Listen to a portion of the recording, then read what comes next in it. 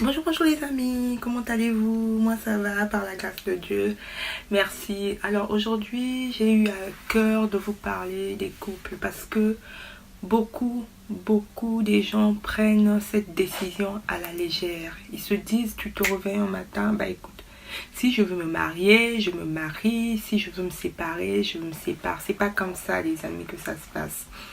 C'est une très grande décision de ta vie. Tu peux pas te marier, te mettre en couple avec n'importe qui. Aujourd'hui, les gens, surtout les couples africains, on prend pas nos décisions euh, au sérieux. On prend tout à la légère. On n'a pas le temps, on prend pas le temps de s'asseoir et de poser les choses, de voir les conséquences de ce qu'on veut faire. Franchement, on ne voit pas la grandeur de la décision qu'on va prendre là maintenant. On se dit on va se marier et vas-y. On se dit on va faire ceci et on y va sans réfléchir des conséquences. Si dans chaque chose il faut penser aux conséquences sans réfléchir des avantages. On va juste se focaliser sur les avantages. On va pas voir les inconvénients de notre acte. Non, c'est pas ça les amis. Moi, je veux beaucoup m'accentuer sur les gens qui font venir les parents ici en Europe. Vous prenez les parents qui sont pour eux là-bas. Vous savez comment on habite, comment on est en Afrique. On est dans la joie, on n'a pas de stress, on est tranquille. On a à manger, on mange. On n'en a pas, on aura toujours quelqu'un qui va venir nous aider. Il y a toujours quelqu'un qui viendra nous prêter secours. On prend cette décision, on le met là. Aujourd'hui, papa va venir. Les parents vont arriver. T'es marié. Ta femme, vous n'êtes pas vraiment... vous n'êtes pas assis pour voir les avantages et les inconvénients. Que cette situation, cette décision peut ramener ça. Dans ton foyer, il n'y a pas déjà l'entente. Tu sais déjà que ça bout dans ton foyer. Mais tu ramènes encore tes parents. Est-ce que vous avez réfléchi? Pourquoi les Africains, vous ne prenez pas le temps de vous asseoir et de parler, les hommes comme des femmes? Pourquoi vous ne prenez pas le temps de vous asseoir, de parler, les yeux dans les yeux? Aujourd'hui, si tu as eu le temps de t'asseoir avec ta femme ou ton mari, de dire, écoute chérie, il y a telle situation, maman ou papa, ils vont venir se soigner. Pour combien de temps? Pour tant de temps. Financièrement, on fait comment? Et sache que moi, on est en Europe, en Afrique, c'est pas le même fonctionnement. Si on n'est pas soudés, ça va être compliqué. Parce que je vous dis les amis, si déjà dans votre couple, vous n'êtes pas soudés, peu importe, que ça puisse être du côté de la femme, que ça puisse être du côté du mari, ça va péter. Moi, ça me fait très mal au cœur de voir des gens traiter les parents comme ça. Les parents, là, même s'ils ne sont pas bien. Mais quand ils se sont déplacés, ils sont venus chez vous. Quand ils ont pris leur bagage, leur valise, ils partaient où? Chez leurs enfants. Aujourd'hui, même si ta belle famille, ton beau-père ne t'aime pas, si tu t'entends déjà bien avec ton mari, il n'y a pas de problème. C'est ni papa ni maman qui a choisi cette femme ou cet homme. Peu importe, que ça puisse être qu'ils viennent pour se soigner, que ça puisse être qu'ils viennent pour des vacances. Moi, j'ai déjà vu les gens, une parenthèse, mais ça fait partie du sujet. J'ai déjà vu les gens pendant les vacances de leur belle-mère, de leur beau-père.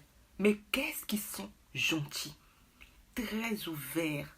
Vraiment, surtout les Africains, on parle beaucoup. Ah, vraiment, papa, vous pouvez revenir, vous êtes chez vous ici.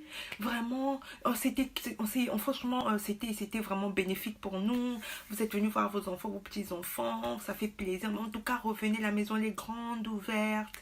Donc, il y a eu un bon accueil. Tu l'as bien accueilli. Ou bien il manquait de rien. À manger, il y avait la joie dans la maison. Et vous les avez encore invités de revenir. En tout cas, ici, il faut venir, nous les Africains, j'insiste. Ici, les papiers, il n'y a pas de souci. Papa, on va juste faire ça. Maman, on va faire ça, ça, ça, ça. Tu les auras, il n'y a pas de souci. Il faut revenir et tout. Les parents repartent. Ils reviennent maintenant. Comme c'était le cas, ils ont pris une décision. Vous avez pris tous une décision de qu'ils viennent. Ils sont arrivés. Mais comme ils viennent plus pour un mois, ils viennent plus pour 3 mois, c'est plus les vacances, ils viennent pour se soigner. Ça a changé. Au bout de même pas un mois, le front, il devient serré. Parce que ils n'ont pas fait ci, ils n'ont pas débarrassé, ils m'ont pas dit souris. Et en fait, c'est des petites choses que tu commences à voir. Tu commences à voir. Finalement, c'est pas des bonnes personnes. Moi, je n'étais pas contente. Et là, tous les problèmes du foyer commencent à sortir. J'étais pas au courant qu'il devait venir pour tant d'années. Oui, moi, j'avais accepté que ça soit juste monsieur. Et là, c'est la dame qui vient. C'est des petites choses. Moi, ça me fait très mal de voir les enfants qui font venir leurs parents ici et qui les négligent. Qui commencent à les faire. Il faut voir de toutes les couleurs. Ça me rend vraiment triste quand je vois certaines personnes, la façon d'autres qui sont en train de traiter leurs parents.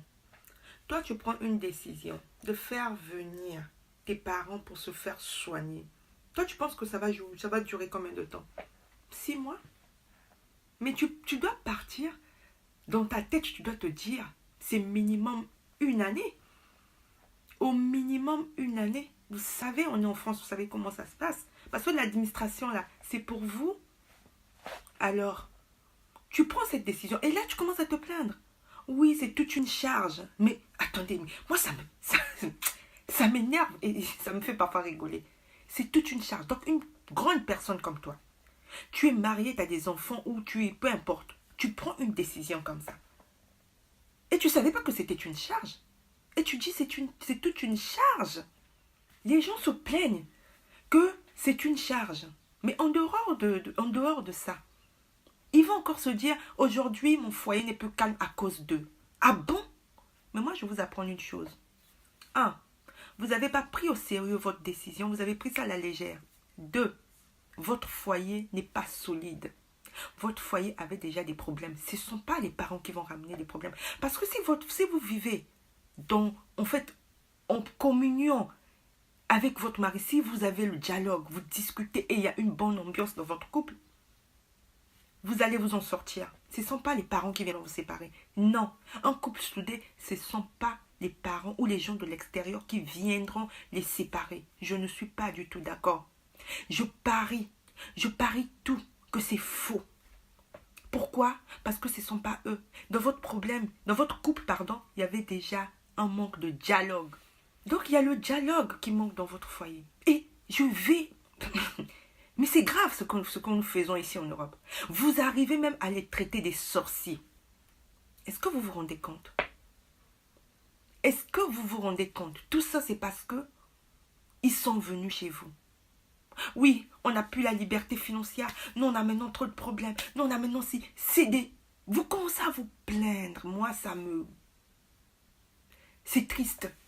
Le conseil que je veux vous donner, asseyez-vous, c'est tout ce que je peux vous dire. C'est pas sorcier, il n'y a pas il n'y a pas une remède miracle en dehors du dialogue. Rien ne dépasse le dialogue. Entendez-vous, prenez au sérieux vos décisions. Regardez l'avant, regardez l'après. La décision que vous prenez, l'acte que vous posez, réfléchissez avant. Apprenez à discuter sérieusement dans les couples. Apprenez à discuter sérieusement. Parce que ne jouez pas à l'hypocrisie que vous avez l'habitude de faire, c'est pas bien. Si c'est I, tu dis I. Si tu n'es pas d'accord, tu dis à ton homme ou à ta femme, je ne suis pas pour moi d'accord. Ma position, tu la connais. Mais ne dis pas que tu n'es pas d'accord sans raison. Tu dois donner tes raisons. Écoute chérie, il y a ça. Si tu t'entêtes, c'est ton problème. Et moi, je te l'ai dit. Là, c'est différent.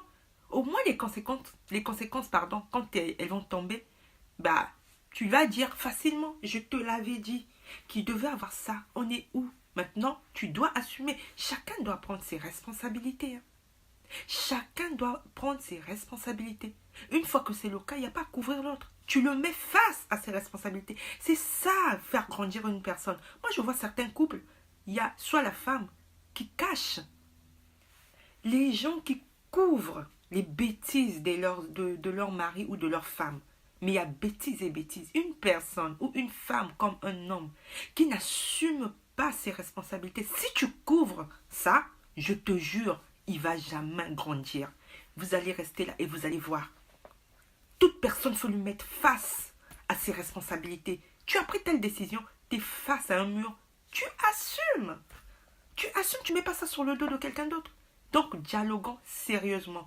Le dialogue dans un couple est très, très, très important, je vous jure. Il y a des couples, des gens, ils ont une très belle femme, un très bel homme, mais financièrement, ils sont très bien assis, hein, ils ne manquent de rien. Mais il n'y a pas de dialogue, il n'y a pas de communication sincère. Mais un d'eux craque, un d'eux dit non, il n'y a pas de... Je ne peux pas continuer, je ne peux pas souffrir. Et ça s'arrête là. Donc c'est pour vous dire que le dialogue dans un couple est très très important. Apprenez à dialoguer. Réfléchissez beaucoup avant de prendre une décision. Et je vous souhaite une très bonne journée. À très très bientôt. Ciao ciao.